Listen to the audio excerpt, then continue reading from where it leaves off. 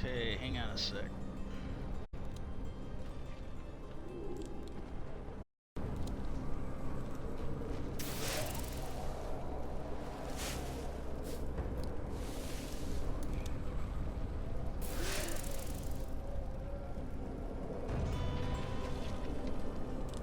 Something, because I kind of want to talk. I didn't have to pee when I started this, but I'm getting where I gotta go really bad now. So, I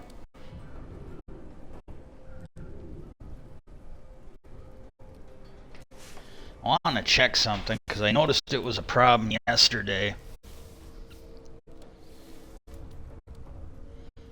And okay, false symmetries, doing some really extraordinary Hermitcraft or Minecraft. It's Symmetria SMP. New season starting too. I don't know about that. Ooh, Serena Wild is looking really good. She's got her tan lines on full display and they look amazing. She looks amazing. I got a thing for redheads, so that may be that may that may be like a tainted view, but I really do. Mira, I think this is an old one. Uh, it's the one I was talking about the other day, where the one she's got on with her is looking really good too. But I don't care. I really like that. I really like that bikini she's wearing. Xuma's doing Vault Hunters 3. I have no idea what that is, but it's Minecraft. And then there's a few other people. Well, we won't delay anymore. Okay. This explains it. I uh I went to go watch. I went to go watch Skinwalker Ranch. I don't think I tried Beyond Skinwalker, but I went to go watch him yesterday, and it was saying that I was signed in. Everything was good, but when I would try to watch it, it would start, and then all of a sudden say you're not authorized. And I didn't understand it. I absolutely, because I'm like, well, okay. I'm thinking, well, maybe, again, I didn't care, but as far as I know, I'm able to watch it on the history app. The satellite we got, I can watch it through that. And well, then I was watching, but again, it was saying I was signed in, everything was good, and the only thing I could figure is like, well, either they're fucking up again, and the satellite provider had fucked up a while ago. I mean, I couldn't log into anything, and because when it would go to their website so you could sign in as a provider, with your provider, that was all fucked up, and it went on for months. And I finally told them, I go, look, I'm not trying to be mean to you guys, but I go, I usually watch this stuff on the apps, not on the TV. And I go, if you don't get this fixed in short order, I go, I'm just going to basically unsubscribe because I can't watch the stuff. And it took them a couple weeks, but I think they did get it. I was going to basically, when the month was up, I was going to unsubscribe from all the extra shit I had, maybe even the whole thing, and give somebody else a try. But they finally got it fixed, so I was thinking, well, maybe they fucked up again. Well, today I logged into it, and okay, I'm getting right. I don't have to pee right now. That happened the other day. It felt like I had just a dire emergency to go to the bathroom, and then when I got in there, it was just a little gas, and then done. But yeah, it's not showing me as signed in, so that's why it was fucking up. That's what I was kind of wondering. I'm like, well, either they've just totally fucked it up and they got to get their shit together, or I was thinking maybe it's right around the end of the month. And that happened last night. I was watching West Wing, and everything was fine. And then right at the end of the episode, when it went to go to the next one, it was giving me the same thing. There was a problem. And I was signed in. I could sort of see everything. And then I'm thinking, well, maybe the internet's messed up. Well, when I rebooted the whole system and got Roku back up, well, then it basically told me I had to log in. History didn't do that at all yesterday. I was in on it 2 or 3 times and couldn't figure out what was going on. Okay, I'm going to run to the bathroom, see if I can shake this, and then I will be right back. Hang on a sec.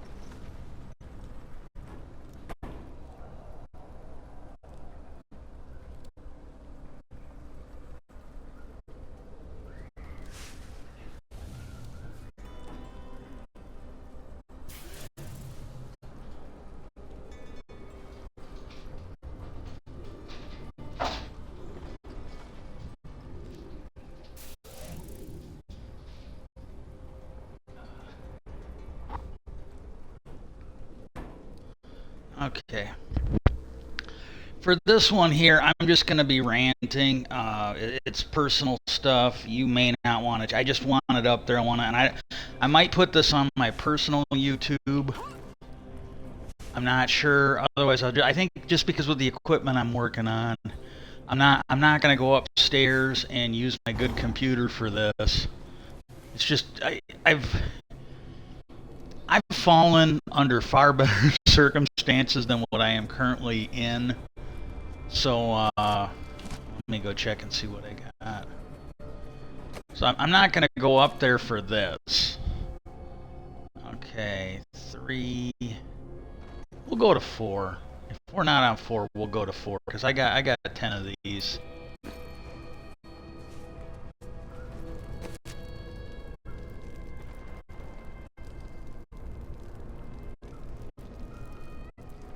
Oh, this one. Oh, cool. This one must be done from yesterday. And you know what I'm gonna do is, cause I'm level 70 now. I'm gonna go ahead and end this. I'm gonna come back in, cause right now I'm not seeing the keys.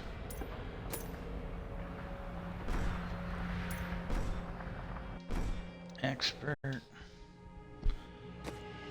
Because I'm basically on. No. Okay, I don't understand this. Yeah,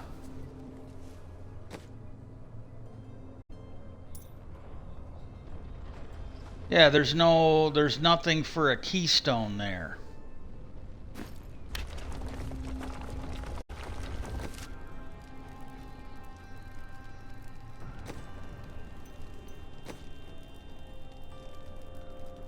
No keystone there.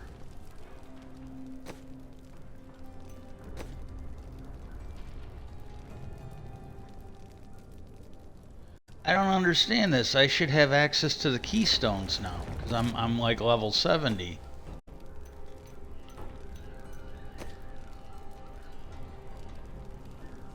Oh well.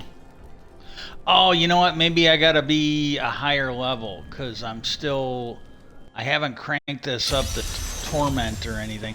Yeah, I'm gonna kind of keep this. You can even consider it whining. I just want to get some stuff rattled through my head, and hearing it out loud like this helps sometimes with it. Might not make sense to you, but it helps me process it. And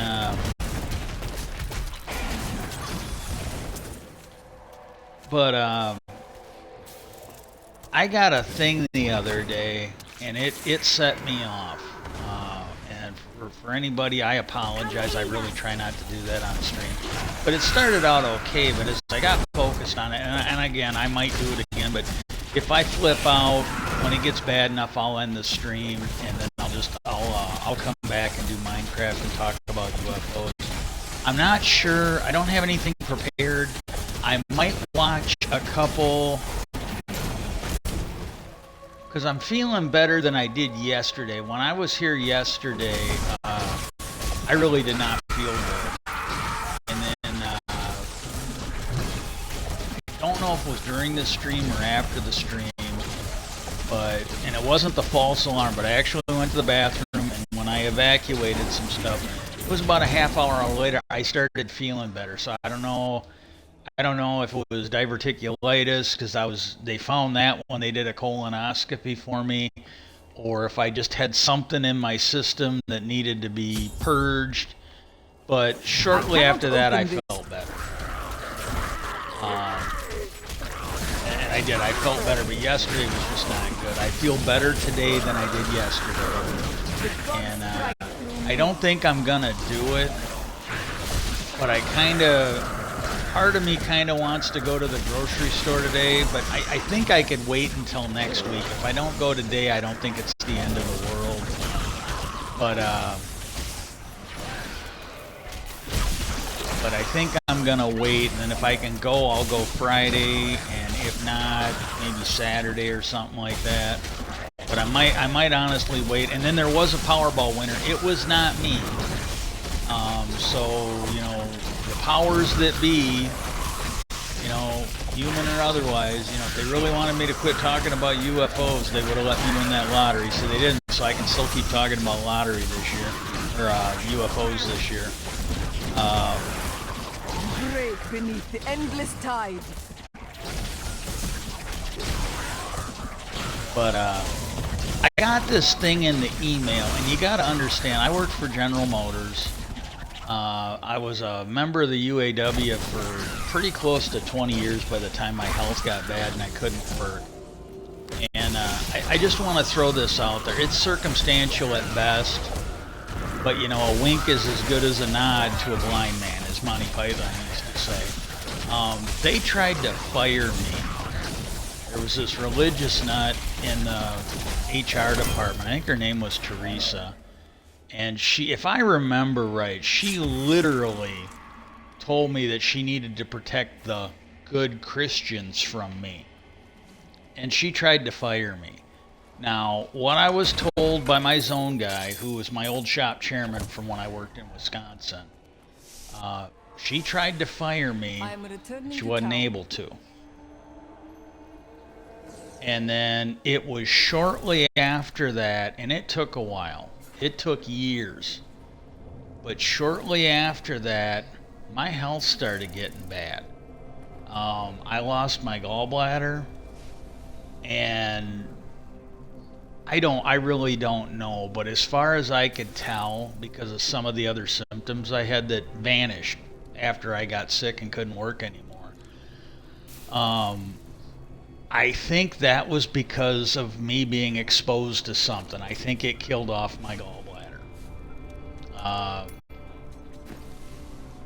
Because I had diarrhea issues. I had issues when when it first started happening before I lost my gallbladder, I thought I was getting food poisoning because I'd eat something and then it would just take me out and I'd be sick for a couple days. And then I lost my gallbladder. Well, I didn't know what was going on, but I had diarrhea. I had a few other things that went with it. My blood work was showing up as being low in mineral and vitamins and other basically chemicals. The blood work was showing that I had blood problems. And I was on 4 or 5, at least, it might have been a few more, but it was at least 4 or 5 meds for like my thyroid and other things. And basically all they were doing was they were putting in the chemical levels and the mineral levels. Like I was on a prescription vitamin D. I was taking stuff for my thyroid. I was on testosterone. I was on 2 different types of depression meds. I don't need them now. But like, it was all based on the blood work. The blood work, you know, they weren't giving me the testosterone. That was one of them where it's federally mandated. They have to. That's not something they can just give you because you go in and tell them a good story. They have to be able to show the federal government, you know, this is why we're giving this to you. And it was funny because when I finally got sick enough that I couldn't work and I lost my job, it took like 5 or 6 months. And I don't know how long it was, but that's when I noticed it. I didn't seem to need any of those medicines anymore. You know, and again, it started right after they failed to fire me. And there was a thing I got yesterday. Like I had a 401k. I donated to it pretty good. And I can't, and it's in there. It's a significant amount of money, but I can't access it. Well, I can, but I'll get taxed through the ass. I can't access it until I get to be a certain age. So I will probably end up being dead before it'll do me any good. At least you know, at least somebody will get it after I'm gone. And because I just can't see. You know, this is the thing with my. To kind of put this into perspective. If I get too emotional, I'm going to quit too. As long as I'm not getting angry, I'll go on a little bit longer. I'll at least go on as long as I did yesterday. But that kind of shit bothers my health too. But this was something my mom,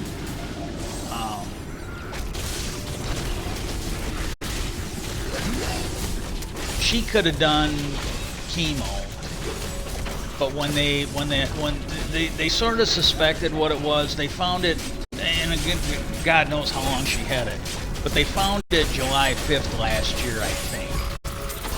And then they had to get her in to see the specialist, and they were dragging their feet. Her doctor and her nurse were working their ass off to get her in to see the specialist. That was out of town, and they finally got her in there for that.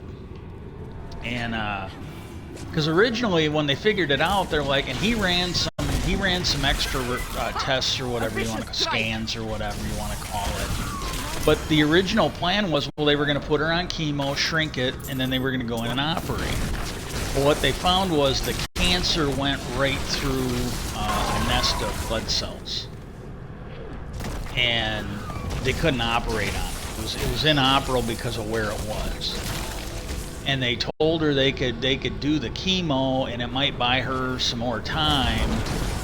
And she basically made the decision. And we were talking about it the one time, but she had made the decision that she wasn't going to prolong it. Because they weren't saying, oh, well, there's a small chance that, you know, you'll get better. They were just saying it's going to buy you more time. It's not going to, you know, it's... And then when we talked to her doctor, he seemed like a really good guy. I don't want to out him on this, but I just want to say her doctor seemed like a really good guy. And he called the one time, and when she was in hospice, because with what's going on with me, I was pretty sure that somebody had made a comment about her condition. And I was asking the hospice nurses, and I go, look, I don't know if I'm imagining it or if this was real. And they looked, and it was in there. But it wasn't anything my sister knew about, because my brother was asking. My oldest brother was asking when he's here, and I told him, I go, look, I'm not 100% sure, because when I'm lightheaded, sometimes I don't remember stuff, sometimes I don't remember it for a while, sometimes I don't remember it at all. And I go, but it seems to me somebody made, you know, and it doesn't matter what it is. But, you know, I mentioned, I go, it seems to me somebody said this, but I go, I'm not 100%. Well, the hospice nurse said she looked at him, she said, yeah, it's in there.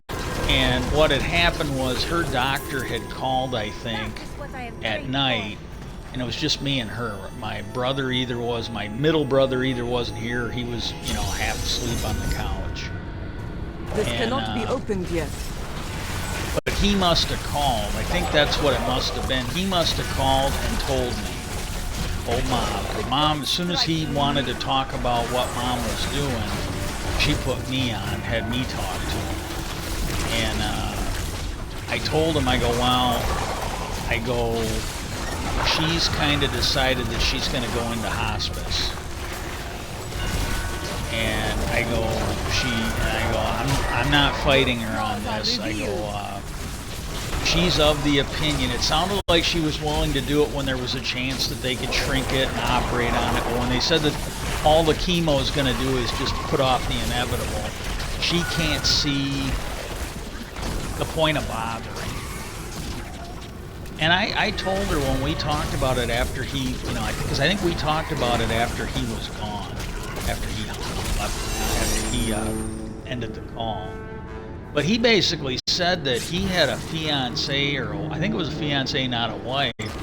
She got like brain cancer. And he said she kind of felt the same way, you know. And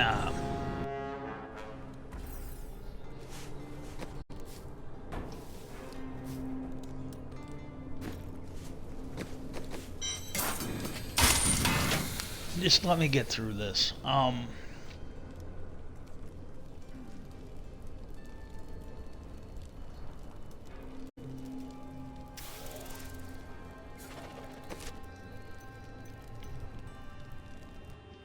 And that's kind of where I'm at now. It's like, my understanding, the house here and again, the house was originally supposed to come to me, and the I don't understand. And like when I finally, because like her and my brother were like, oh, well, we're gonna sell the house, and you guys can't stay here, and my sister was saying, well, you can stay until we get ready to sell it, and blah blah blah. They wanted my brother out before my fucking mom died, and my brother was pushing me.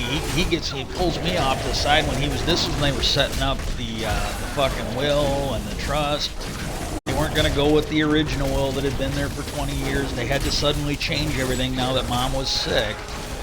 And like I said, my sister knew about this for pretty close to a year before my mom died. Maybe even before my mom got sick. Apparently my mom did not want to change it. Or she'd have done it when she was fucking healthy. Now my sister waits until they damn near have to put her in a wheelbarrow to get her out of the house and roll her over to her fucking house. And I did kind of tell some legislators, like, you guys need to pass some laws so that, so like when I get sick, somebody can't roll me over to their house in a fucking wheelbarrow and fucking create a brand new will and steal my shit. Because that's what they did to my mom. But the thing I don't understand is my sister was invited and she fucking blew it off. This would have been back right around 2000, give or take a couple years, when they got the will done or redone. I don't know if that was their first will or if they just created a new will. But the way it was originally supposed to be, I was only supposed to get the house out to a point in the yard where there was like a vent for the drainage for the septic tank. And my dad, he started talking. I told him, I go, well, because I didn't really want it. If I had known then what I know now, I'd have been really grateful that he was doing it. But I didn't think I'd need it. I figured I'd be healthy. I wasn't worried about some fucking religious nuts in Indiana or management, or I think it was union people. I honestly do, but I wasn't worried about anybody poisoning me because they were fucking worthless shitbags who didn't want to do their fucking job or didn't want to build stuff according to the contract. I really was not worried about that.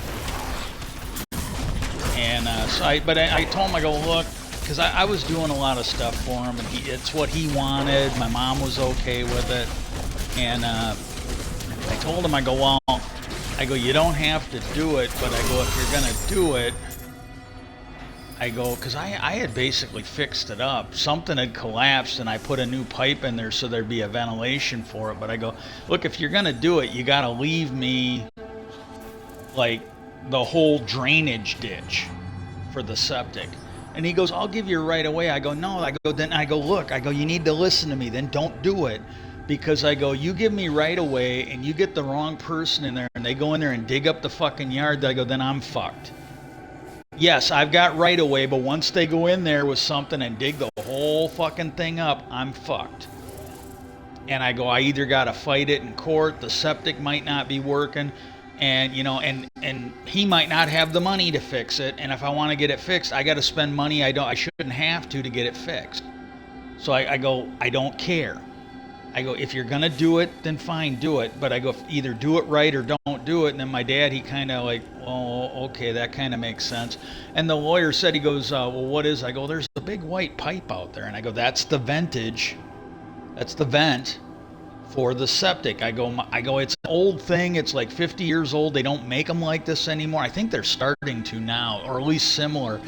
But you got, everything comes out to your septic tank.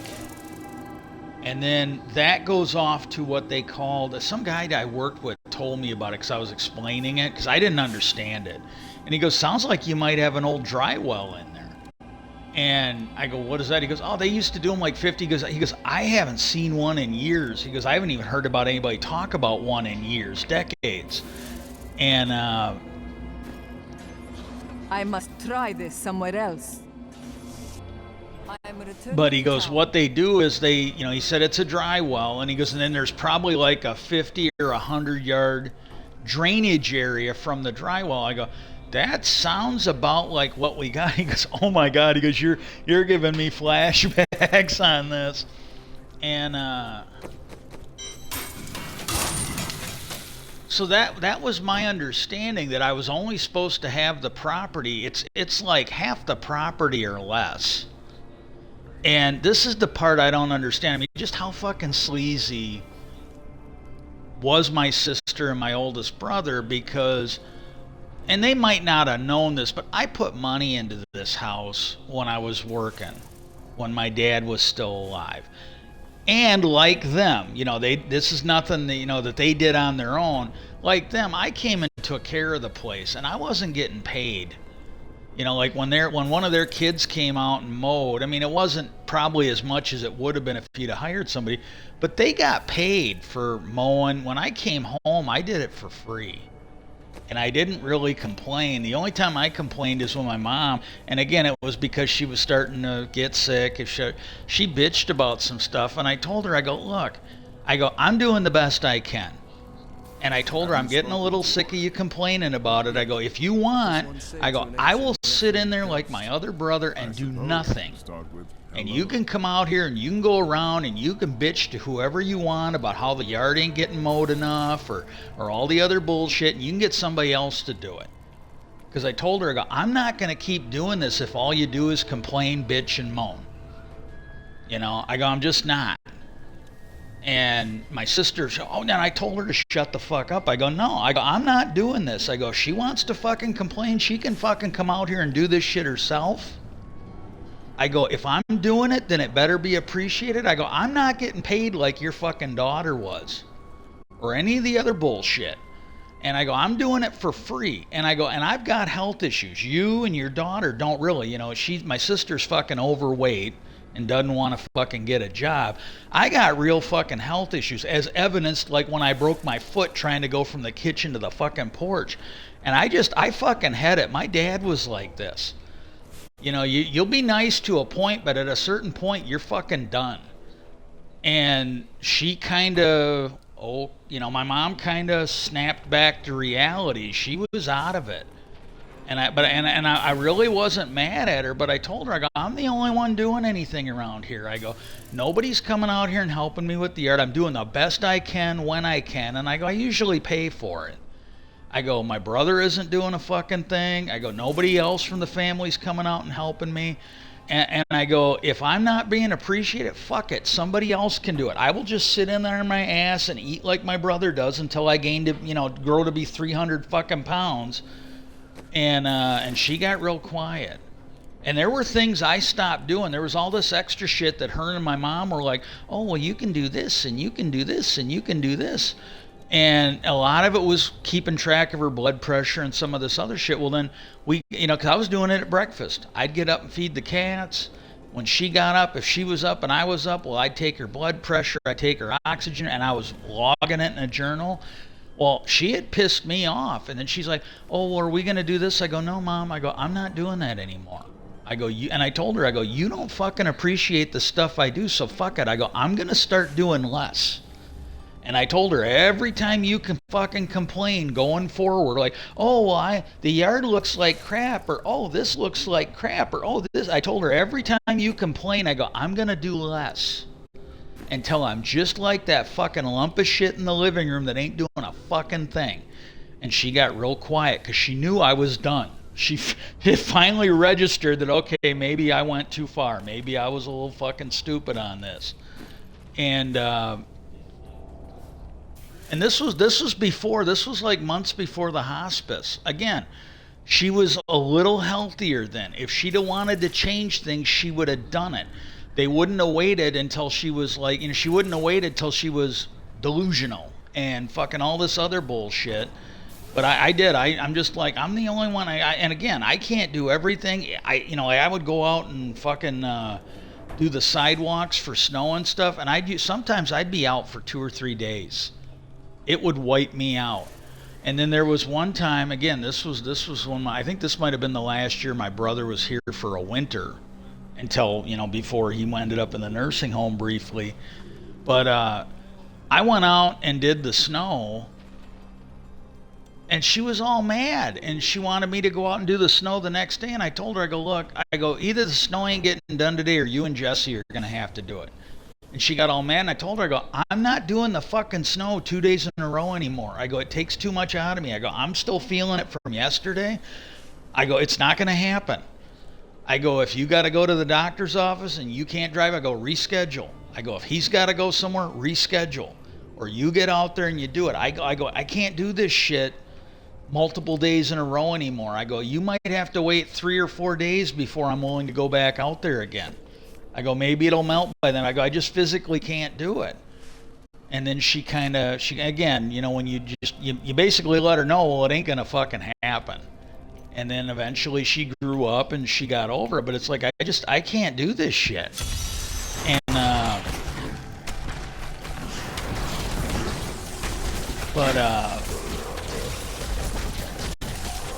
but anyways, I was sitting here and I got this email. Trying to think of what I was talking about. I'm a little out of it. I'm still doing better than yesterday, but I'm still a little out of it. And but that's the shit that was going on. And yesterday I got this email. I hate these fucking things.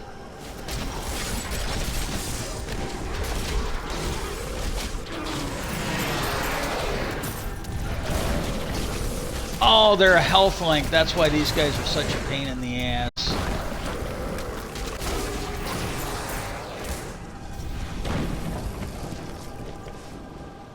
But when you get that health link, as you're damaging them, you don't just kill one. They drain health from the other one, so you damn near kill them all off at the same time. They last a lot longer this way. Well, then when you got these assholes that are shooting up the spinning lasers and shit, the fucking disco lights or whatever you want to call them, they're a real pain in the ass. Like I said, I don't want to lose this character. I'm not going to worry about that. I got to kill the aspect of destruction. But I got this email, and I'm going to, like I said, if I lose it, I lose it, and then I'll just, when and if I calm down, I'll come back and do Minecraft and talk about UFOs. But I got this email, and I put this up on Tribel, my personal account. I put this up on, I think I put something up on Twitter maybe, or Cliff Notes, and I definitely put something up on Threads on it. And, but I just want to say, like with my mom, ooh, okay, I got to kill like 38 people. Well, like, you know, the thing my mom, this is what I was trying to get at, the thing my mom basically said was, you know, if there was a chance, and I told her, I go, yeah, if there was like a 5% chance going into chemo might allow you to recover, I go, I'd be on your ass. I go, I might lose, but I go, I would be on your ass to fucking fight. But I go, when all that chemo's gonna do is buy you maybe a couple, and are they gonna be good months?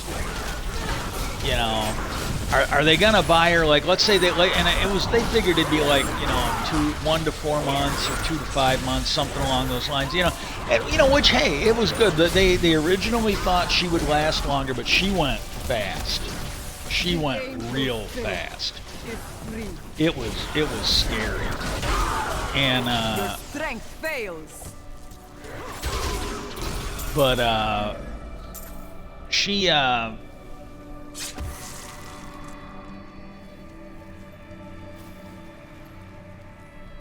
but I told her, I go, you know, if there was a chance that this could cure you, even a 5% chance, I'd be on your ass to fight.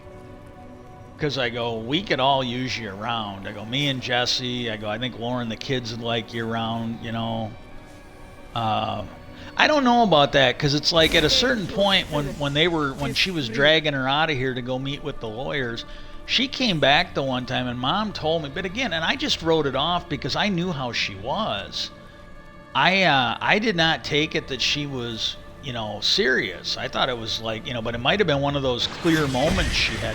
I really wish she'd have said something to me, because if she would have told me she did not want to go to that lawyer, because the first thing she did, we didn't know. Laura was doing it in secret. She did not want us to know. But she let me know that Laura was taking her to meet with a lawyer to you know, to go over some stuff. And I thought it was just, I didn't know they were rewriting a will at first. And you know, that first meeting, I didn't know, and I go, do I need to go? And she goes, Laura's in charge, I guess, and she doesn't want you to go. Well, again, nowhere in there did my mother tell me that she didn't want me to go. Nowhere in there did she tell me she didn't want to go. So I'm like, well, she's okay with it, I'm okay with it, you know. And so I didn't say anything. And then after she had met with the lawyer, because here's what happened. My mom met with the lawyer once, and I think that's when my brother came down and my sister went with, and I think my oldest, I think, I'm not 100% sure, but I think her and my oldest brother went to meet with the lawyer in secret. They didn't want us to know what was going on. And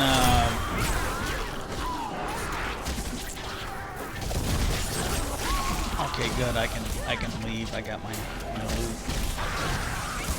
But then my sister went and met with the lawyer and did all this shit. So I mean, here's the thing: if things ever come to this, there should be absolutely no attorney-client privilege, because he was my mom's lawyer. So everything he talked to my sister about should be admissible, and everything he talked to my mom about when my sister and brother were present should be no attorney, because she wasn't meeting with him by herself.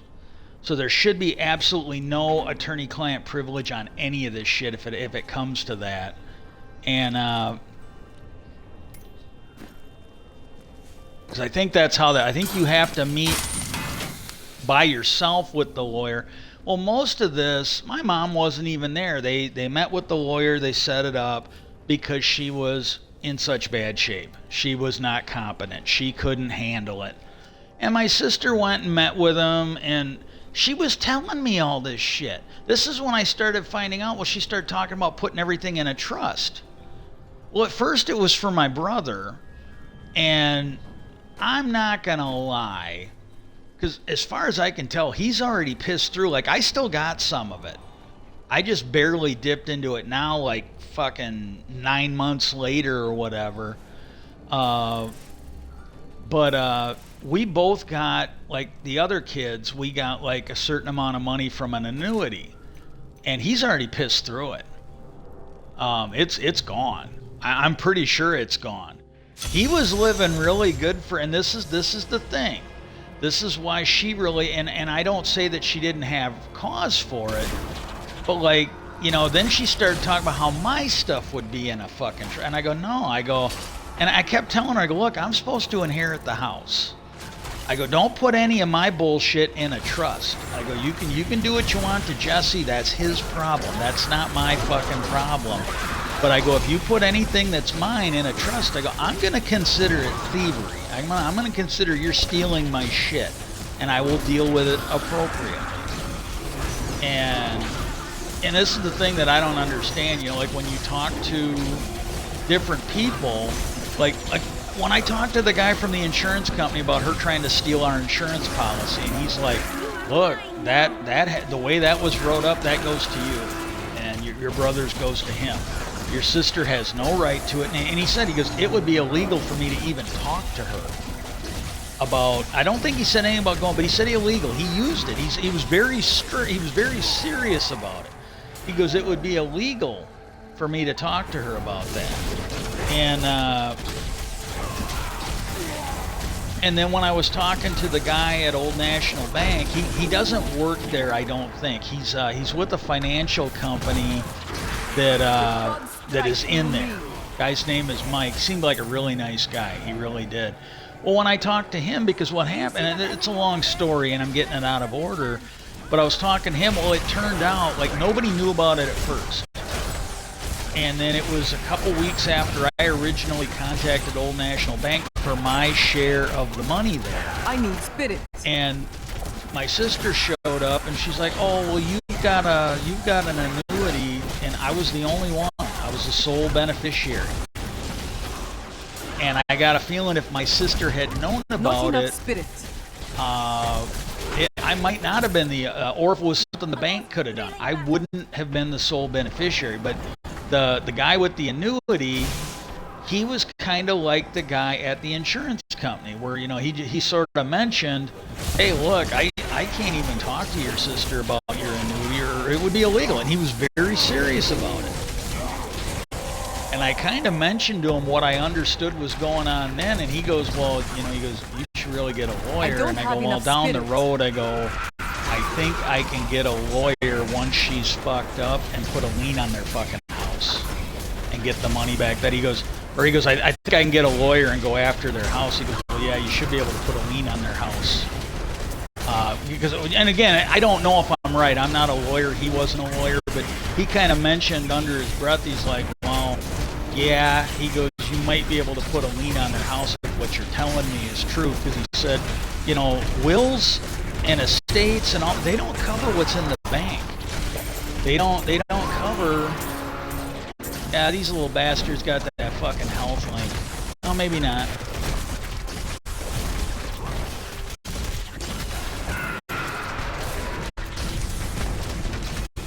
I need spirit. You know, but he was trying to help me, but you know, and again, I just don't want to go into that for this, but there's more to it than what I'm talking. There's a lot more to it, and this is the part I don't understand. I really don't. They're basically saying at the insurance company and the guy with the annuity that if they even talk to her about my benefits, that it would be illegal. So what I don't understand is we got a letter from my mom's lawyer, not my sister's lawyer, not my oldest brother's lawyer, not my brother-in-law's lawyer, but my mom's lawyer, the one that drew up the will. And on it states that we're all equal shares at Edward Jones and Old National Bank, all the money there. And there was only, I think, and I might be wrong, but from my recollection, there was one account that was payable upon death to my sister.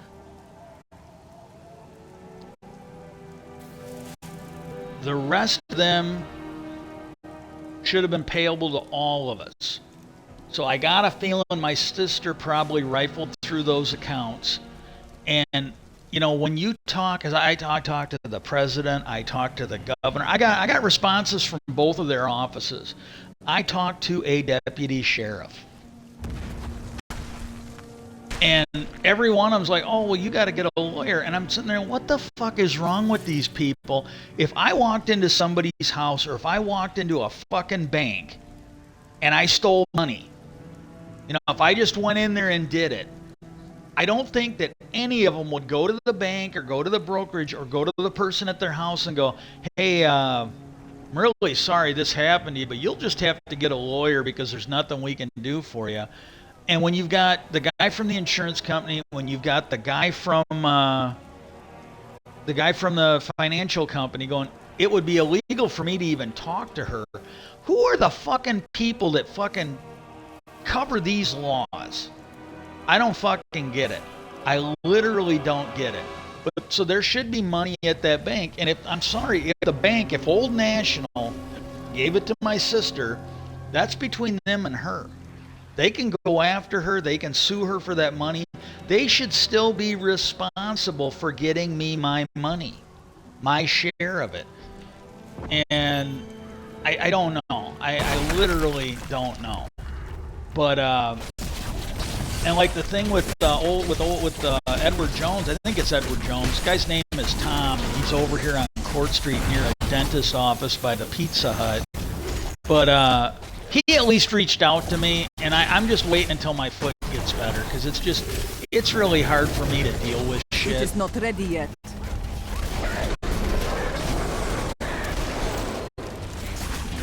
Not enough spirit. But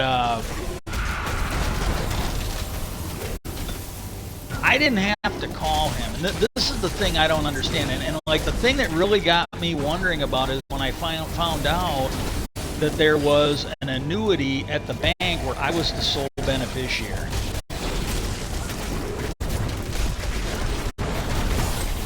And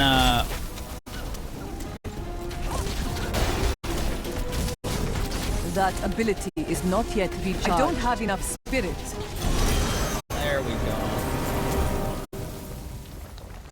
But what happened was, for like the first annuity, my sister, and this is the thing, she didn't come up to me like adult to adult and said, hey, I found out there's an annuity. I'm going to get a hold of them. I'll let you know what I find out.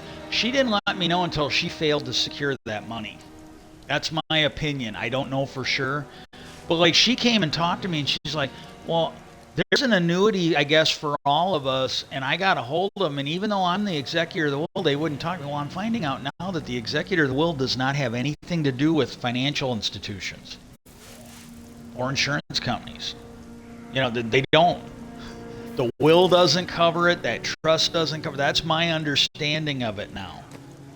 And I am returning to town. they wouldn't talk to her about anything. And so she had to come to us. I'm pretty sure she was going to try and get her hands on my money and my brother's money. That's my honest opinion of it. And she didn't have a choice because, see, they actually did their job. That first annuity, they wouldn't let her steal our money. And then when and that was like, I want to say November, end of October, beginning of November. Well, then my oldest brother got his stuff sent in right away. My sister got hers sent in next. I got mine sent in. And then when I didn't hear from them, and they said it was going to take like a certain amount of time. Well, when I didn't hear from them, I called them, and they said that they had finished processing my form, and I should be getting the check in the next week or two. Sounds like they were just going to process the check and mail it. Everything else was a done deal.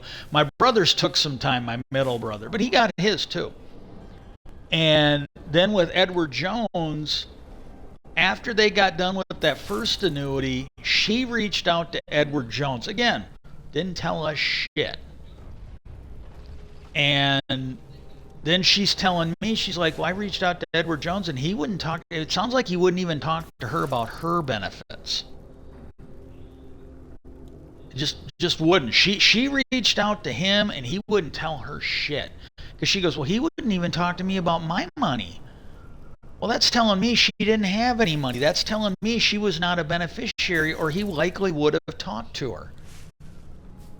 And again, I didn't know at the time. I didn't find out until like a month later, in December.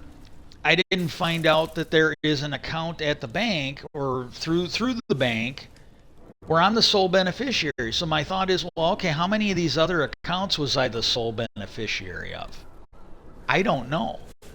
But like my sister reached out to Tom at Edward Jones, I think it is, and he wouldn't talk to her. I didn't have to reach out to him. He called me. I took over when my mom got sick in hospice. I took over my her prepaid phone because I was going to get one, and I didn't need one until she got sick. And I thought, well, man, if I'm outside and somebody calls, I need them to be able to get a hold of me. And because she was in and out of the hospital even before she ended up in hospice. And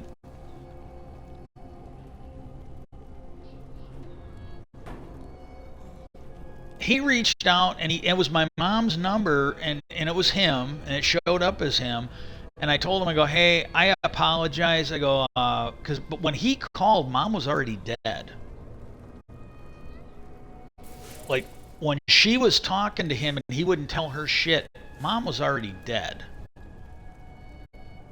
And then he called her phone, and I said, look, you're probably calling for Mom, but I go, she passed away at the beginning of October, and I believe this was November at this point. It was either late November, early December. And I go, look, you're probably calling for Mom. I go, she died in October. And he goes, he was really nice. Somebody goes, I am well aware that your mom died. And he goes, I just total condolences. He had just lost, I think, a parent too, or at least a family member. And he was really nice about it. I appreciated it. But he said, I'm actually calling for you. So like, we got two different standards there. My sister goes to him. He won't tell her shit. He calls me. And I'm like, well, yeah, you're probably calling for mom because it was her number. He goes, no, I'm well aware your mom's dead, and my condolences for your loss. You know, I just lost someone. I goes, I'm actually calling for you. And then this is what he said. He goes, you are the beneficiary. And I don't know if that has shit to do with anything. But I did mention it to my brother. I go, hey, look, I got a call from Tom. He made the comment, and I go, I don't know if it means anything, but he made the comment that I was the beneficiary. And I go, as soon as I find out, I will definitely let you know.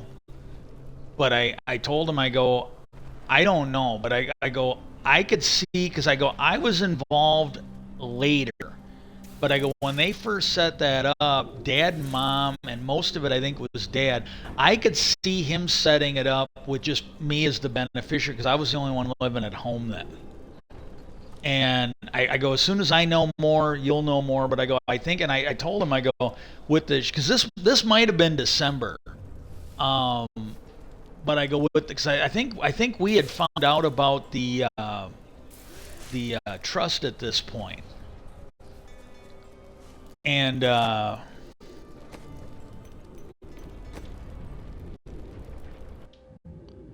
I told him, I go, with the shit that Laura's pulling with the house, I go, if I got all the money over there, I go, I'm gonna laugh my fucking ass off, because I go, I'm still gonna get. But I don't think we knew about the trust, but I think we knew about her selling the house off. I'm not sure if we knew about the trust, but we knew. But I told him, I go, because I had mentioned, I go, you know, this was supposed to be my house. She got the will changed. We were aware of that at this point. And I go, I got to be honest with you. If it turns out that I'm the sole beneficiary, they go, I'm going to laugh my fucking ass off, because I go, I'm going to see it as poetic justice for the sleazy shit she's been pulling, you know.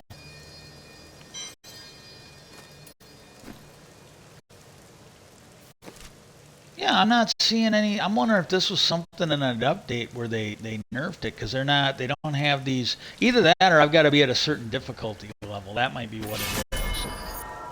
And but when I got over there, and this is the funny thing, it's like I got half from as far as I can tell, and if I'm, you know, I don't know for sure, but I am pretty sure that I got half and my sister got half. Well, then when we got the letter from the lawyer, which was, I believe, after this, well, that's when we got to find out about the trust. I got to find out about, you know, how it was put in a trust and they can't sell it unless we abandon it, and some other shit. Oh, I gotta go this way. And basically how, you know, there's limits on what they can do. There's a thing in there when we ask her for money, she's got no discretion. She's just got to hand it over. And the thing that got me was the one cover letter we got from the lawyer, that's where it said that we each got an equal share from the brokerage house and the bank. And I swear to God, with God as my witness, that when I didn't have to call the brokerage house because I'd already gotten my money there.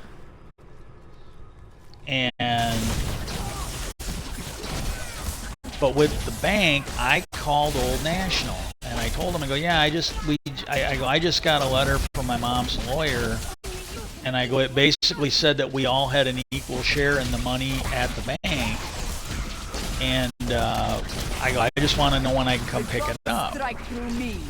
And they go, oh, well, we don't have your money. You got to talk to your sister about that. And I told him, I go, I can't talk to my sister because I go, she's trying to steal the house from us. I go, we just found that out too. And then they didn't know what to say. But I told him, I go, this letter is saying that there is money from the bank there, and that we can just make arrangements to come and get it. And they go, oh, we don't deal with it. I go, well, I got a question. I go, if you don't deal with it, then I go, how did you give my sister my money? I think. I might have been just thinking that. But I kind of let it go, and then what I did is I sent my sister a text either that day or the next day, and I go, hey, since we're doing this trust thing, and I told her, I go, I need so much a week for groceries, I need so much money for the electrical bill this month, and it's probably going to be about that every month, and, you know, and then just a little bit of spending money for whatever. So I go, I just need you to get me that money. And then she told me, she goes, well, there's no money until we sell the house. And that was one of the things, and I still, now they have, I think, reached out to me maybe. And they have reached out to me online. But they basically, they didn't want to put it in writing. What they, you know, I will give them this, though. I called them out on Twitter, and they responded and asked me, they go, if you want to send us a direct message with your information, we will start to look in it. They were really nice about it. And unlike a lot of places, they didn't send it to me in a direct message to kind of hush things up. They sent it out in the open. And as long as it was them, I think it was, because it had a verification check and the other stuff on it. It looked legitimate. And but I sent them that thing where my sister had said, well, there's no money until we sell the house. And I told them, I go, see, here's the thing. I go, this was either right after or a day or two after the people at your bank told me that they didn't have my money that my sister did. And I sent them a copy of the letter from the lawyer. And then I kind of reached out. I think it's our district representative in the House in D.C. And she responded to me on Twitter. She goes, and I got as soon as my foot's better, I got more I can send her. But I even told her, I go, look, at least for right now, this is the best I can do right now. But I'm trying to give her everything. But I told her, I go, here's the thing. I go, all I'm really asking you to do is that I'm gonna hang on. Just I want to try and have it coherent instead of just having, I'm a little lightheaded today, so I'm doing the best I can. But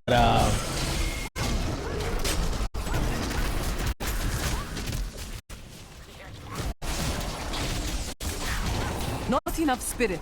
But she reached out to me and wanted the information. Well, I kind of told her what was going on, but here's the thing. And, you know, I kind of went over the bank and the brokerage, but that was the gist of it, you know, that it's like, well, okay, well, if you don't go by the will, and then why are you fucking giving everything to the executor of the will? This fight is over. Because I think my sister had power of attorney or something like that. Well, that vanished as soon as Mom died. That power of attorney vanished as soon as Mom died. As far as I know, there was only one account that was payable on death to my sister. So all that other money should have been left alone. That we you know, again, if they fucking opened up to her, you know, and actually honored her power of attorney after my mom died, again, that's on them. They can go after my sister for what she owes them. They can deal with the people that work for them that fucked up. But my understanding is that power of attorney dies with my mom. And then they're just supposed to hand that money out to us. And, you know, it is what it is. And again, all that money, if she needed any money to take care of it, that should have came out of that payable on death. The other stuff should not have been handed out to her without a court order.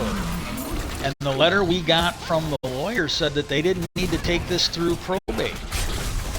Wasn't enough there, so that money should not have been given to my sister without a court order, other than that one account. And I got a feeling my sister was buying herself groceries and all this other shit from that payable on death account. You know, it is what it is. She was the executor of the will. I wasn't. She only wanted to be executor of the will when she could line her fucking pockets with it. I'll tell you that. Because at a certain point, I needed it for the insurance company, but I also wanted it because what happened was, after I called the bank, after I was told by the bank that they didn't have any money for me, it was a week or two later, my sister showed up and she had this open letter. She opened it. You could, you know, I can go get it now, and it's probably got her fingerprints all over the envelope, all over the paperwork in it. It's been forcibly open. I don't have enough spirit. And she gave me that letter. She knew all about the annuity. She knew all this shit about the annuity.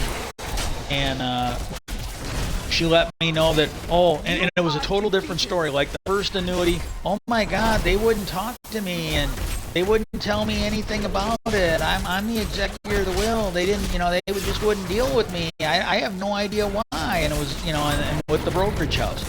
Oh, Tom wouldn't talk to me about even my money. He wouldn't do this, and I don't understand, and blah, blah, blah. And I'm the executor of the will, and I made sure he's got all the paperwork so he knows I'm the executor, and it just didn't, he wouldn't talk to me about anything. And again, I don't understand how that changed. Because I don't think she was lying about it because she didn't know what the fuck she was talking about. So I don't think she would lie about it. I think that was an honest reaction from her. And so I don't know why he changed, why he went from not talking to her about anything and telling me that I was the beneficiary to suddenly handing over half the money to her. I didn't understand that at all. And again, if people broke the law, I'd kind of like to see the law hold them accountable. I'd like to see their companies hold them accountable. I'd like to see my sister held accountable. If there's any of this, there's any truth to this. I really don't know. But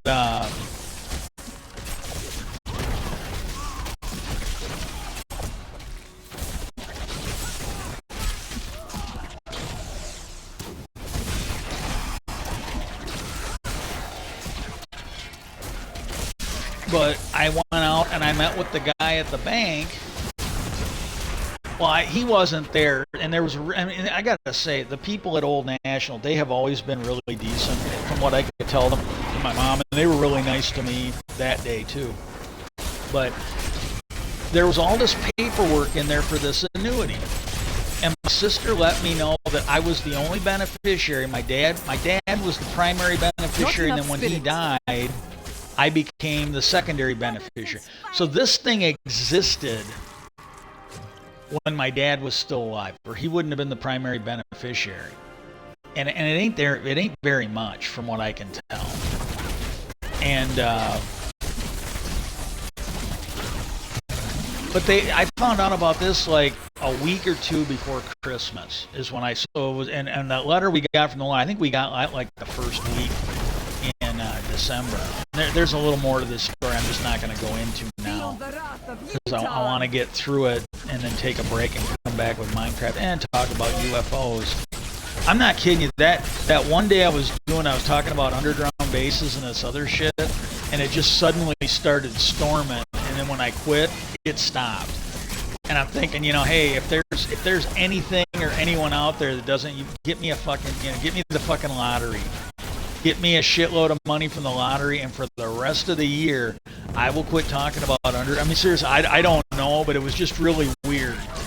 When it was really fucking weird when as soon as I started talking about it,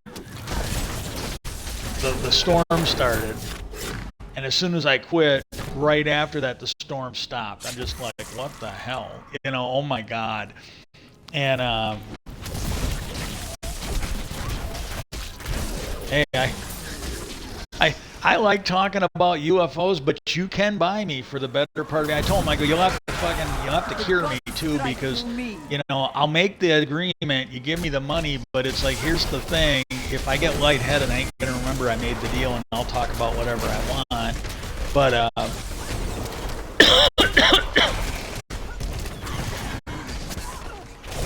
tell you what, though, if people don't make this right, if somebody wants to help me win one of those lotteries, I will fucking put a billboard in the fucking yard and put up there, you know, I'll have one of them electronic billboards, and I'll have on there talking about how I'm pretty sure I was drugged or poisoned from GM.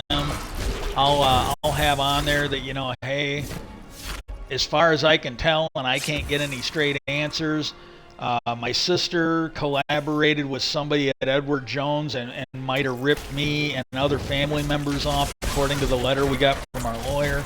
And I'll do the same thing for Old National.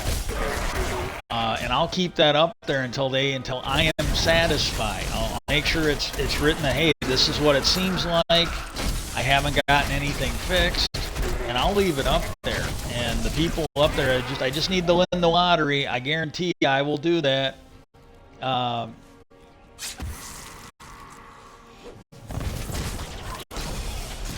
will leave that shit up there.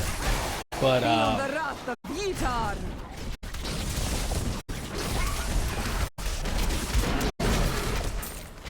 the Rift God. Even if I win the lottery, even if I have a shitload of money, it's still the fucking principle of the matter, you know.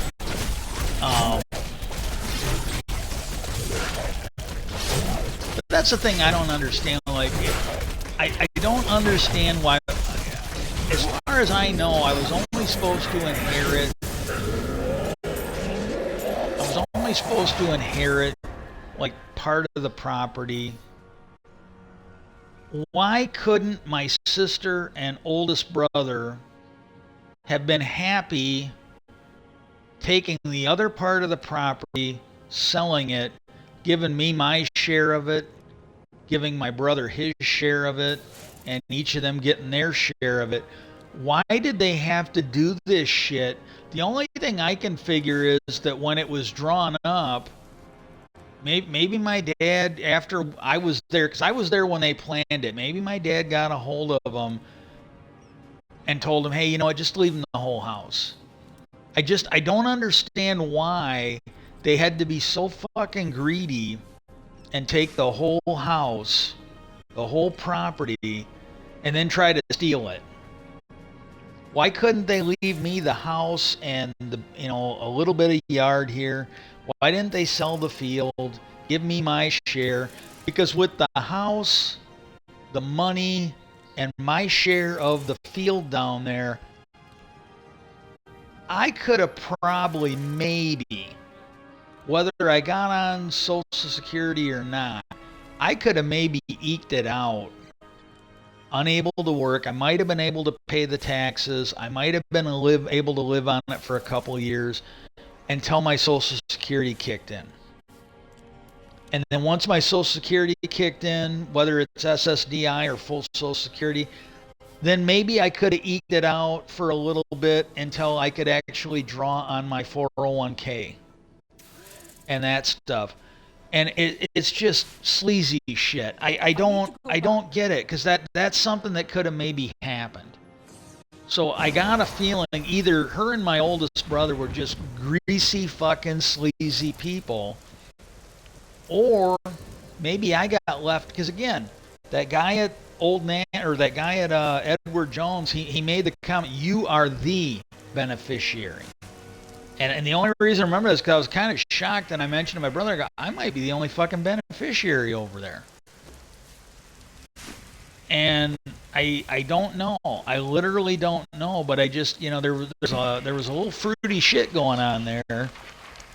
And what I don't understand is, if after my mom died, when my sister went to him, if she was not any part of the beneficiary, which is what it really seems like going by what she told me and what he told me, how could that possibly change without a court order?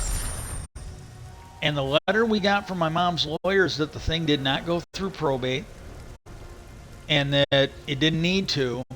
And he basically said, the only thing I can figure is maybe before mom died, when that shit, maybe my sister was supposed to go through and fix everything, and she didn't. Greetings, Nephilim. That's the only thing I can figure on this. Well, when I was dealing with that guy, the financial guy from Old National,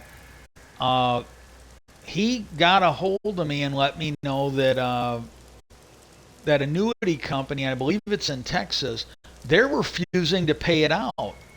And if I have to get a fucking lawyer, a good chunk of what's in there is going to get eaten up.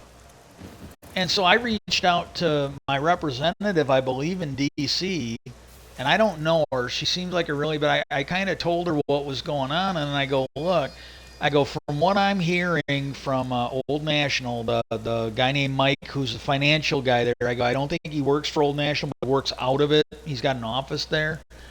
I go, from what he said, they are not following Wisconsin law. They're requiring things that are not required by Wisconsin law. And I told her, I go, like, when we got the other annuity, that was from out of state too, and all we had to do was show them the death certificate for my mom, and they gave that money over. It was ours.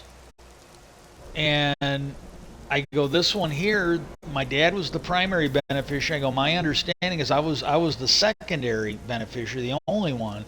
And I go, they have been given a death certificate for my dad. They have been given a death certificate for mom. I go, they either have or they can feel free to verify them with official records in Wisconsin.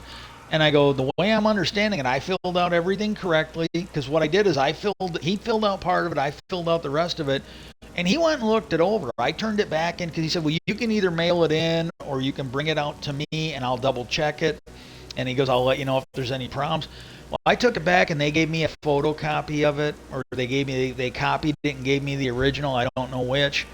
But he sent it in. Everything looked good to him. He sent it in. And I told him, I go, well, they sent me some more paperwork and it looks different than yours.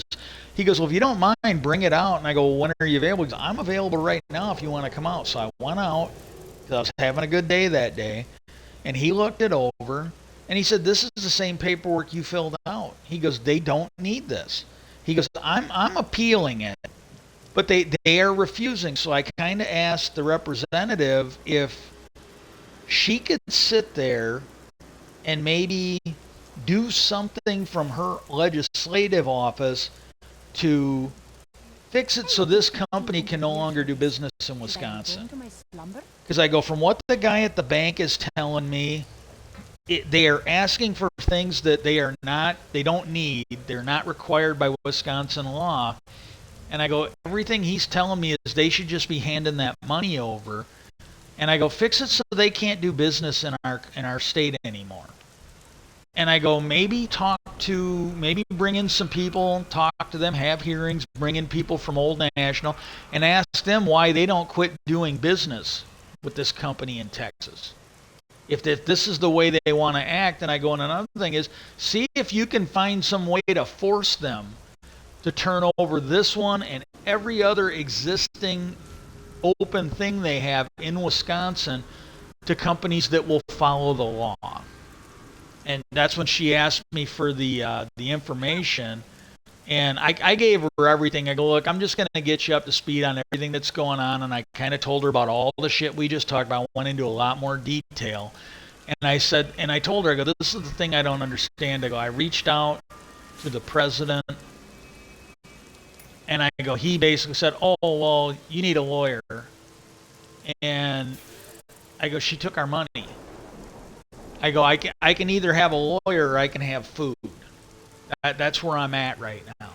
And I go, when I reached out to the governor, I go, the governor actually got me in touch with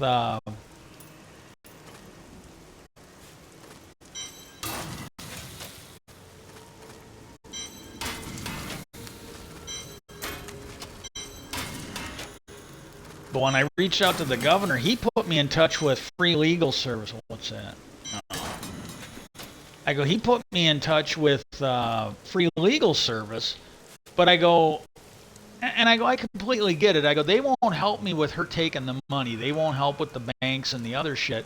But I go, they did say that if she tries to evict us from the house, they will fight that. And I go, they said they would more than likely be able to fight that, and I get what it is.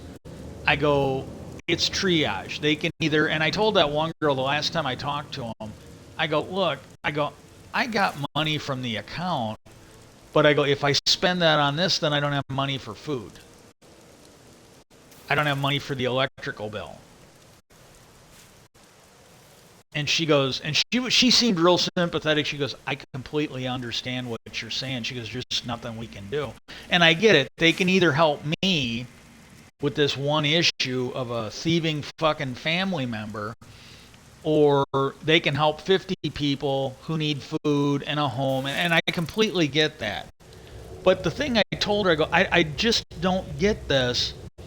I go, if I went into somebody's house and stole $50,000 or $10,000 or even $1,000, if they took that to the president, if they took that to the governor, if they took that to the deputy sheriff, I don't think they'd be sitting there going, oh, well, there's just nothing we can do. You got to get a lawyer. I got a feeling that if I did that, they would investigate it. They would make an arrest and people would go to jail. I go, I'm positive of that. And I go, I don't understand why that's not happening. I go, you've got people at the insurance company that are telling me that if they even talk to her about my benefits, it'd be breaking the law. They could, they'd be guilty of breaking the law. They'd have consequences. I go, the guy at the bank, the financial guy, he said the same thing. He goes, if I even talked to her about your benefits, I'd be breaking the law. They were serious as a heart attack. And I mentioned him, I go, I don't understand why what happened at the annuity, what is happening here with this annuity, did not happen at the brokerage house. Why it did not happen here at the bank. I go, I don't understand why they didn't refuse to talk to her about our benefits like the annuities did. And he looked at me, he goes, I'm not a banker, I'm not a broker, but he goes, it's my understanding that that is exactly what is supposed to happen. And so I don't know. All I can tell you is, and again, maybe I will talk to Tom, maybe I will talk to somebody from the bank, and they'll be like, yeah, we fucked up, we'd like to get you your money.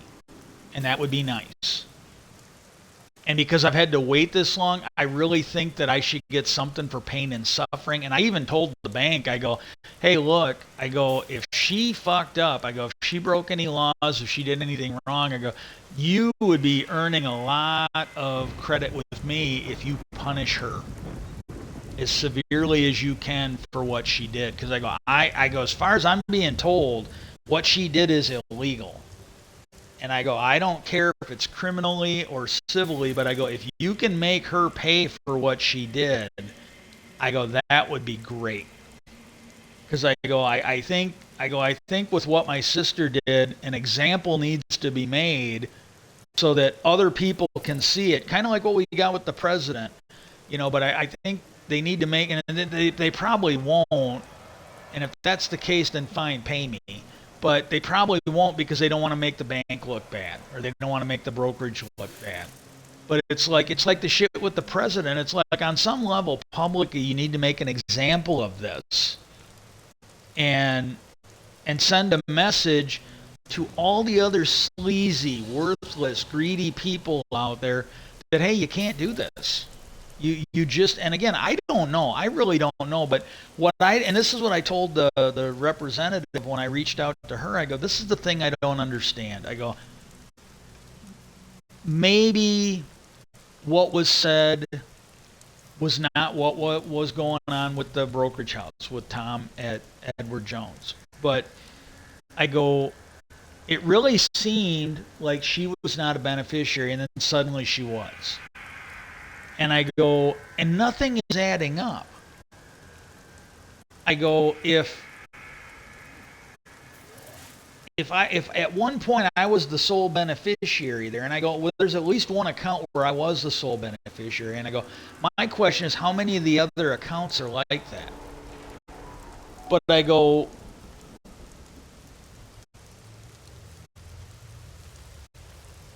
why did the letter from the lawyer think that we were all going to get an equal share?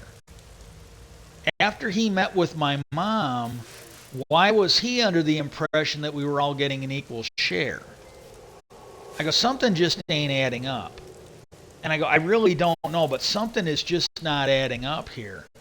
And so I don't know. But again, I emailed her, and I think I told her as soon as, but I go, it's going to be weeks, but as soon as I can get up to my computer and get a hold of some papers and some other stuff that are on my computer, I will email her that. But I told her, I go, look, I'm trying to fill you in on everything that's going on. But I go, right now, the main thing I want is just for you to maybe deal with that annuity company out of Texas, because I go, if I got to get a lawyer, that's going to eat up. I go, right now, if I can get every penny that they have, if I can get every penny of that, then I go, that could be months of groceries and gas and electrical bill. I go, I could exist for several months on that. You know, that's not going to be gone in a day, you know. And but I go, if I gotta piss away half of it getting a lawyer, because those shitbags don't want to own up to their end of the thing and pay me, I go, it's going to be half. You know, whatever I lose, that's money I don't have to spend on food. And I go, so I really need something done on this. But I go, here's all the other shit going on. I go, I don't know. I go, I literally don't know, but, you know, it is what it is. That pissed me off, because I got that letter the other day where it was talking about my pension. And I'm not going to go into this too much. I'll give you the cliff notes, kind of like what I did on social media. But I go, if these were like normal, reasonable, standard, run-of-the-mill things from a brokerage or another financial, they should come every month or every quarter. You know, like I get these things from my mutual funds. It's part of my my one 401k or whatever you want to call it. I can't access it until I get older. But again, there's a nice little nest egg there. There's a nice little nest egg in my GM 401k. Well, if I can make it until I'm old enough to cash those in, who knows? By then, I might be able to live on the interest, or I could at least live on them, slowly depleting them for a few years. You know, and I you know, right now I can't. If I go in there, I lose a shitload because I'm not a certain age. You know, and I mean, I would have to pay a penalty, so like half of it or better would be gone, I think, if I had to go in and get those now. And again, you know, like I said, all I'm looking at is, well, I guess sooner or later when I die, then they'll go to somebody. I can leave them to somebody then. And yeah, and while we're at it, seriously, write your legislators. And I want you to understand, I am not delusional. I'm not upset. I don't think I appear to be depressed. But seriously, write your I mean, I'm going to get sad. But write your legislators, state level, in D.C., and ask them to legalize assisted suicide. Because it's kind of like what my mom said with her cancer. My health is not getting better. It appears I got members of my family trying to steal from me. I can't work. I just got a thing on my phone because there was a thing. Hey, sign up for the Publishers Clearinghouse. Hey, you could maybe get paid to be a product tester at home. Hey, you can give your opinion on surveys and get paid. And they make it sound like they got these ones, I'm sure you've seen ads for them. They're like, hey, you know, you can play these games and you'll get all these gift cards and all this other shit. And almost every one of them, some are a little better, but there's one where they're like, hey, take this 20-minute survey and you'll get 50 cents. And I'm like, you gotta be fucking kidding me. That's not even fucking minimum wage. I mean, you know, that's not even going to pay the electricity for me to run my fucking phone to do it. And I'm like, yeah, this is a fucking scam. And my little prepaid phone has blown up. It is absolutely blown up with these fucking scams. Well, I got one the other day because I might have been yesterday, but I kind of went off on social media after I got that thing because it was from a company that's running my 401k for GM, and they were talking about a pension. And I've been in there like when right around the time my mom died, actually, and it's an old used computer, but it's better than the one I had. I got a virus scanner for it. I cashed in my one brokerage account, and I was just all I was honestly looking for was enough to get me through until mom died, and then I figured I'd be going right with her after. But again, because we were being told the house was going to be sold, we didn't know there was a trust for us to stay here and all this. And so I was honestly just like, well, hey, it is what it is. There's just nothing for me to do. And this is the funny thing, and I really don't blame him, but my sister was talking to me because she had this fucking pipe dream that I could just go get a job because she's projecting. She can go get a job. I can't. Nobody's gonna hire me when me walking from one room to the other, I could fall down and break my leg. Nobody in their right fucking mind is gonna. And believe me, I've looked, and I've told people the truth about my health. I never hear back. And she's like, oh, maybe you could get a job doing this, doing entry for medical. I go, you got to go to school for that. Well, maybe you could go to school. I go, yeah. And this is the thing. I love it when you got these stupid fucking people that have no idea what's going on. And they're too fucking stupid to listen. And they're basically giving you advice.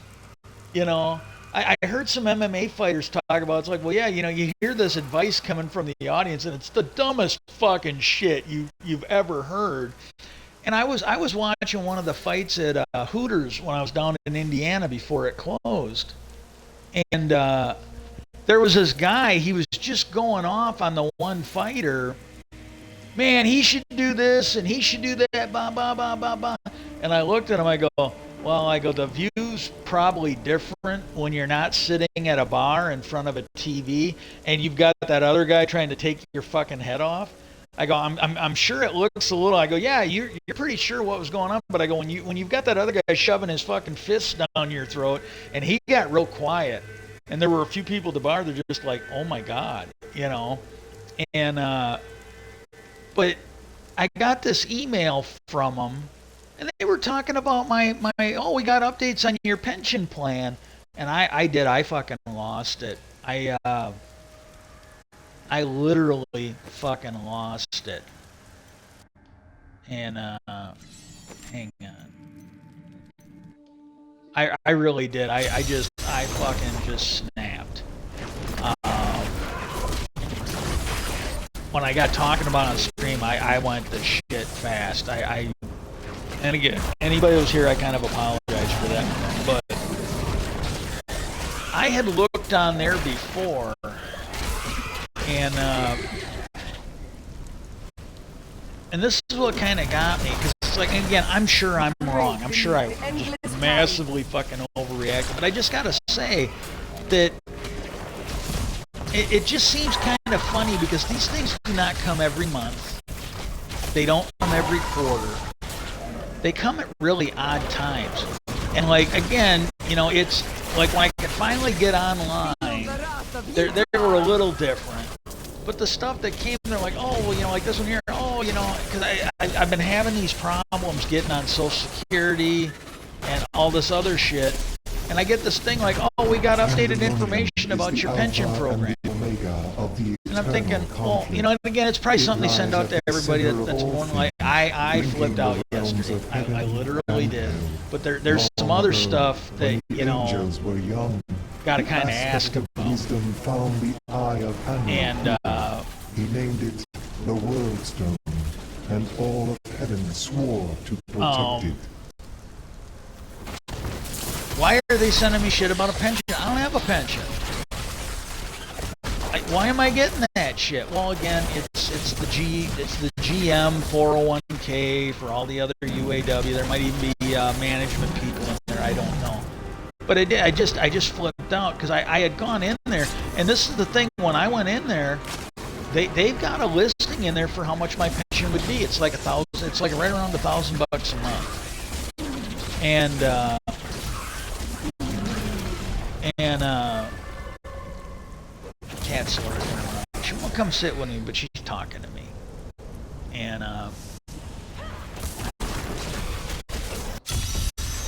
I cannot open this. but and I did. It just kind of, well, why are you talking to me about a pension? Because I knew what it was, unless it's changed. It's like $1,000 a month. I was making a little over $1,000 a week at straight pay. I wasn't even working overtime to get that. And then my health went to shit. And like I said at the beginning of this, it was, they tried to fire me, and then when that didn't work, suddenly my health started going bad. And it took years. It took years to get where I was. Again, it's circumstantial, but it's, you know, and then it quit. You know, there was somebody I was talking to online, and I have no idea. For all I know, they could have been UAW related. It could have been management related. I don't know. But the guy, when I was telling him, I go, yeah, you know, I was on all this medication, and then right after I lost my job, it took like, I don't know when it happened, but I noticed it like 6 months later, because I was in bad shape. I go, when I lost my job, I was in bad shape. I wasn't able to work, and all this other shit. And hang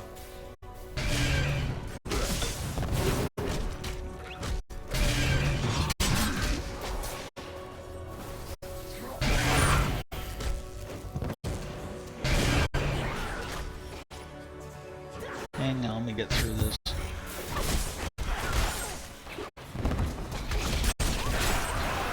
I need spirit. The endless tide.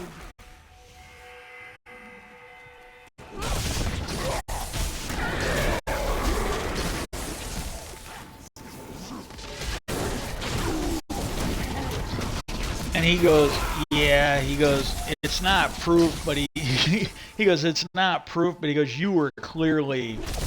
So I told him, I go, yeah, I had all these problems, and I go, there were some new ones that cropped up, and I go, they're still with me. But I go, you know, all the stuff I needed, the medications for like a low chemical or mineral count or whatever, I go, I didn't need them anymore.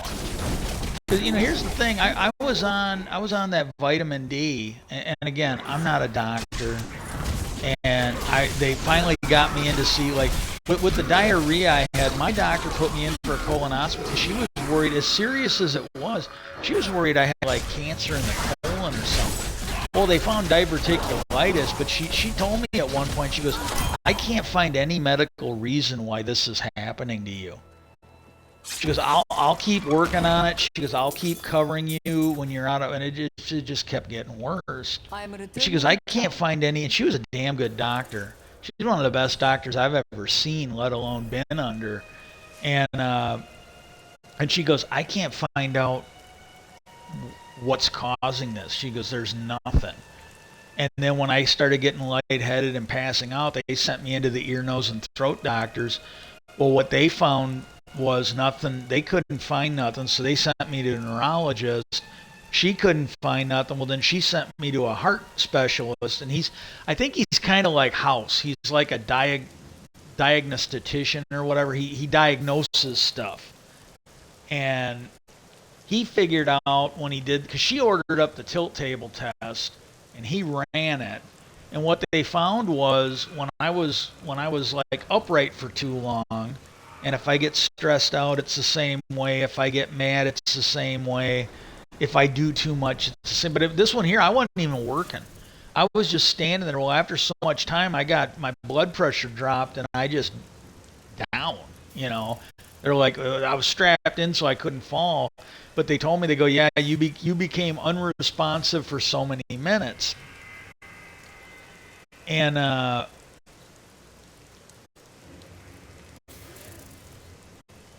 so, you know, this is what I was dealing with. You know, and you could learn to do this, or you could. No, I can't, because I tried streaming, and I found stuff, and this is stuff that used to be in my wheelhouse. I've always been halfway decent with computers.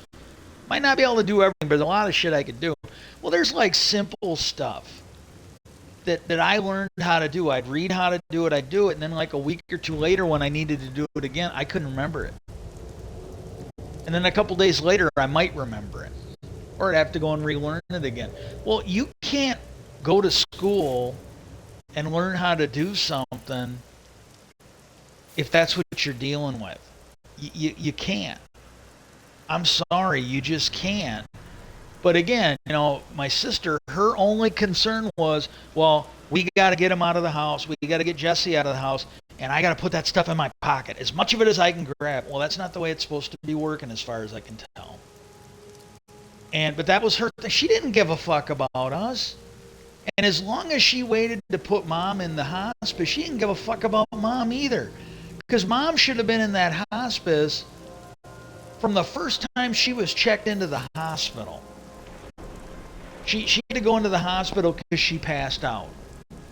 And she was having issues, and what they found out, she had like dangerously low sodium levels. She couldn't drive anymore, all this. Well, we couldn't put her in hospice because her and my fucking worthless older brother had to fucking take her to the lawyer and get all the shit done so they could fucking line their pockets with everything. And then I swear to God, you can either believe me or you don't. But like, right after she got the stuff done with the lawyer, she muttered under her breath the one time. She goes, well, now we can get Mom in the hospice. She was purposely putting off the hospice until Mom got the lawyer shit done. Because that greasy fucking lawyer they went to probably said, well, yeah, if we do this and she's in hospice, it's voided. You can't do it. So she had to wait. I swear to God, it was either the same day or the next day that my mom signed everything that my sister started contacting. That's my memory of it. It was right. I mean, it might have been a day or two, but I'm not entirely sure. She didn't reach out to hospice and start the wheels rolling the fucking day she signed everything. This is how fucking sleazy this shit was. And again, her and my oldest brother lied to me and my brother. They're like, oh, well, this is my brother. He's like, well, I got my own house, so I don't need this house. So we're just going to have to sell it, blah, blah, blah. And my brother-in-law, he was here. They were going there, him, the kids, they were fucking leaving the doors and windows up. This is after my sister said we had to start paying the fucking electrical and the heating bill here. Right after she told us that, and I said, well, yeah, I can pay my share, I'm not paying it all, and I was honestly thinking that it should be like 4 of us, but it's like we ended up paying, I paid half, my brother paid half.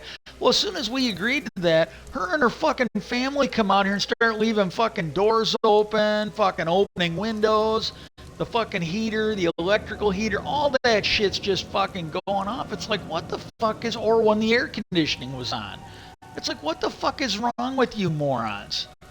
And again, it was like just, my brother-in-law, he was down in the basement. I was down there helping him figure out what was what, because some of it was mine, some of it was the parents. And he just, you guys got to find another place to live in. And the thing, because again, I didn't know about the trust, but I knew she got the will changed to take the house away from me. My thought was, you know what? If you're going to be a sleazy piece of fucking worthless shit and steal a fucking house from me like you're doing, you could be a little more fucking polite about it. I'm sorry. That pissed me off. That absolutely pissed me off. And, but yeah, but that whole thing with the pension, I saw that it was like $1,000 a month, and I'm like, I used to make a little over $1,000 a week with no overtime, just straight pay, and I had good insurance, and I had a grievance settled because management was screwing me out of overtime, and again, my actual committee man, when he came out and wrote the grievance for that, he said, wow, man, he goes, I haven't been a committee. He was a piece of shit, but he at least got this done. But he came out and he goes, man, he goes, I haven't seen this too often. He goes, I haven't been a committee that long. I haven't seen many of these even before I was committee. But he said, this is the most blatant case of it I've ever even heard of. And he goes, this grievance pretty much writes itself. He goes, you're going to have to wait for the contract. But he goes, this one here should be fucking easy to settle beyond belief. So, like, my thing is, I'm like, okay. And this is all that was going through my head. I'm like, okay, you wanna maybe offer me $1,000 a month when I should be getting $1,000 a week. I should be getting overtime every week. and I should be having like my health care 100% paid for. Because here's the thing. If this happens and I start getting that little bit of money for my pension, that's probably going to fuck up the health care I got right now. So I have to be in this position to choose. And again, write your legislators. Number one, ask them for legalized assisted suicide for people that have health issues. Seriously, do that, please. And then what you do is you basically write them and ask them for universal health care. Canada's would be okay. My understanding is England's or France's is better. France's, I think, is the best. But write them and ask them for that. Because right now I'm looking at like, well, you know, and again, I'm sure I'm wrong. I don't think there's anybody in the union or anybody at GM that's going to fucking do the right thing on it. They got away with it. I can't prove it. I'm pretty sure they're happy to watch me die so they don't have to fucking deal with it. And I heard somewhere down there, my zone guy, who was my old shop chairman from me, he wasn't some fucking piece of shit from Indiana. He was like from up here.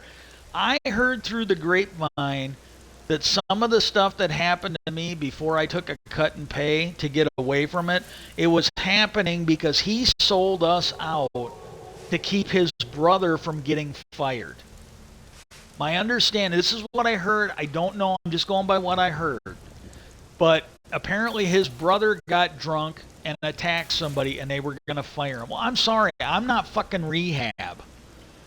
My name isn't Joe Blow Rehab fucking last name. It's not even my middle name. It's not even my fucking middle initial. Maybe that piece of shit should have got fired. Maybe if he got fired, he'd get some help. Because, again, this guy had two brothers, and I don't know if that brother was there. I was sort of friends with his other brother. I knew him because we got hired around the same time, give or take a couple months. But he had two brothers, and the older brother, he got drunk and got into fights a lot. So I wonder how much he sold us out up here in Wisconsin to keep his brother fired. But down there, that's what I was hearing, that his brother sold a bunch of people out to keep his brother from getting fired. Well, I'm sorry, I'm not rehab. I should not have had to pay for his fuck up. He should have had. I mean, think about it. You got a guy that came in and was doing his job and had a whole bunch of people making up shit about him. And you had a guy that came in drunk and attacked somebody. Well, should I have to pay for that? Or should he have to pay for that? I'm thinking he should have to fucking pay for that. As far as I'm concerned, if that's true, and it made a lot of things make sense when I heard it. But if that's true, and I think it is, him and his brother should both be fucking fired. And if either one of them has been allowed to get a pension, they should lose their fucking pension. I'm sorry, that's just fucking wrong. It shouldn't have fucking happened. And this is the thing, you know, there's a lot of good stuff going on with unions right now, but I'm sorry. I got drugged or poisoned. My health went to shit as far as I can tell. It's the only thing that makes sense for what's going on, for what happened before, during, and after. I'm sorry. They need to do some shit to fix these unions because, you know, I'm fucked. I'm probably going to have to die for this. But it would be nice if they would do something. Mr. President, Congress, it'd be nice if you guys fucking did something so maybe this didn't happen to the next guy.